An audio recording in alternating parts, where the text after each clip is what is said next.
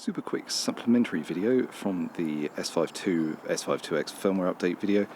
Wild Ride Films asked in the comments if I could show some other examples with the 14 to 28 and the different image stabilisation settings, so that's what I'm going to do quickly. I'm out in an evergreen wood, so it's got lots of nice vertical straight lines. And let's just get on with it and see what it looks like with the different settings. So all of this will be done at 14mm, which will be the most extreme in terms of stabilisation issues. And right now I'm shooting with everything turned on, and I'm going to start with it all turned off and see how it goes. Okay, so this is with all stabilisation turned off, including IBIS. And this should be quite unstable. This is quite an unstable walk, but it's also the widest that this shot will be. So now let's try turning on just the IBIS. Okay, and this is just with mechanical stabilisation turned on.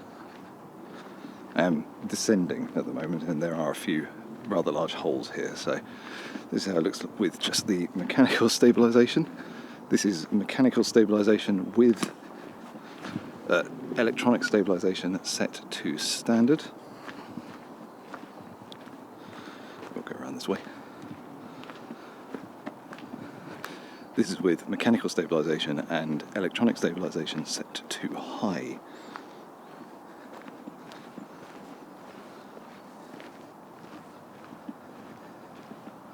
And finally, this is with mechanical stabilisation turned on, electronic image stabilisation set to high, and boost IS turned on.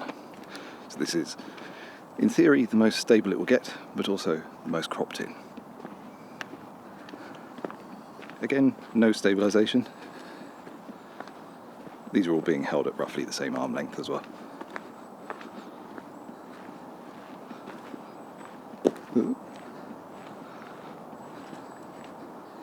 Mechanical stabilisation only.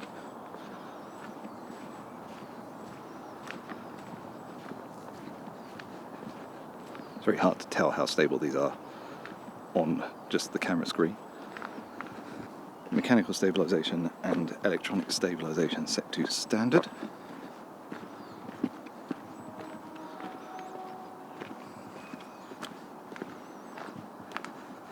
Mechanical stabilisation and electronic stabilisation set to high.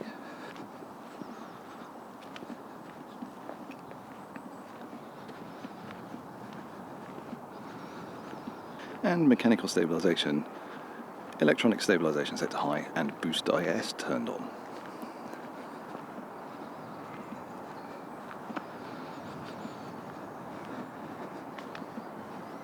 Quick static test, though the trees are ominously creaking above me. This is no image stabilisation turned on, so I'm expecting this to be fairly unstable in the corners.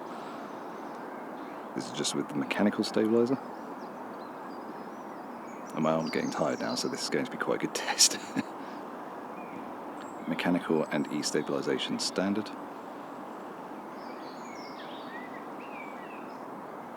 Mechanical and e-stabilisation high.